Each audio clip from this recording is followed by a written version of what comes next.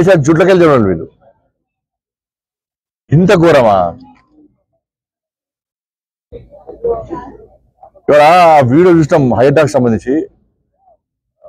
ఆయన పెద్ద బాధపడుతుంటే నేను చెప్తున్నా కదా, హైడ్రా విషయంలో ఈ తెలంగాణ రాష్ట్రంలో ప్లస్ హైడ్రా గురించి తెలిసిన వాళ్ళు నిజంగా బాధపడడం పాపాత్ముడే. ప్రతి ఒక్కరు బాధపడుతున్నారు.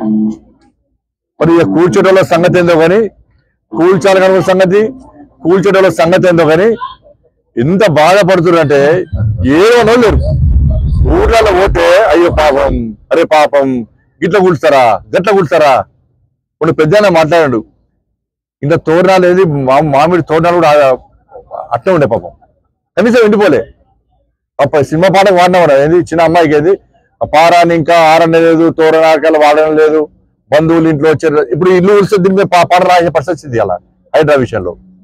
ఇంకా తోరణాలు కూడా వాడిపోలే. ఇంకా ఇలా దానికి వారం రోజులు కాల పాపం గృహప్రవేశం చేసుకొని దాన్ని కూల్చేస్తే ఏడుకోవాలి వాళ్ళు. వాళ్ళ ఇలా ఫస్ట్ తీసుకునేవాడు, అమ్మింది ఇంకోరు, కొన్నోళ్ళు ఇల్లు కట్టుకున్నది ఇంకోడు. ఇప్పుడు మొదట ఎవరైతున్నారో వాళ్ళంతా లాభపడ్డారు. మొదట ఎవరైతే కొనుక్కున్నారు, ఎవరైతే కబ్జా చేసిరా, కొనుక్కున్నారా, గుంజుకున్నారా, వాళ్ళంతా లాభపడ్డారు, వాళ్ళంతా వీకిరు అందరు.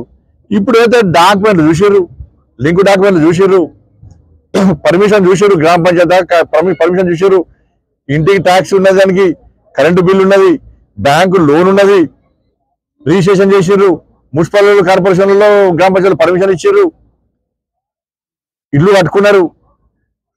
ఇవాళ కూర్చోడం 10 సంవత్సరాలు, కట్టుకోవడం 10 సంవత్సరాలు కష్టపడి కట్టుకున్నారు. ఇలా అక్కడిక్కడ అప్పు చేసి అలా ఏదో కట్టుకోవాలని చెప్పి కష్టపడి ఉద్యోగాలు చేసి కట్టుకున్నారు. కట్టుకోవడం 10 సంవత్సరాలు పట్టింది, కానీ కూర్చోడం గంటలు కూర్చి పడేశారు. ఆయన నేర్చుకున్నాడు, సంపూర్ణ మీద చంపుడు సార్ అంటున్నాడు. ఆయన సంపూర్ణ మీద చంపుడు సార్, లాస్ట్కి ఎందుకు సార్ మేము బతికి అని చెప్పంటున్నారు. ఇంత దీనమైన స్థితి అలా హైడ్రా విషయంలో వాళ్ళ తెలంగాణ రాష్ట్రంలో నెలకొన్నదంటే అది దరిద్రం ఉన్నది. వాళ్ళ మూసి స్టార్ట్ చేశారు. మీరు మూసి ఇప్పుడు చాదరగట్టు, మన జియాగూడ ఈ ప్రాంతంలో హిందువులు ఇంట్లో కూర్చుతారు. అంజు మారుతి నగరు, మలక్పేట, ఇక్కడ ఓన్లీ హిందువులు కూర్చుతారు. మీకు దమ్ముంటే ఆ మలక్పేట రేస్ కోర్సు నుంచి ముసలంబాబు వరకు ఏమేమి కబ్జా చేసి కూర్చోరు, కానీ దాన్ని కూర్చోరు. నమస్తుడు మీకు ఓవైసీ కుటుంబ సభ్యులు చెరువులు కబ్జా చేసి పెద్ద పెద్ద బిల్డింగ్ టచ్ చేసేయండి, మీ సంగతి చెప్తారు. ఇక టచ్ చేసే దమ్ము లేదు మీకు. ఈ పేదలు వెలుగేస్తున్నారు.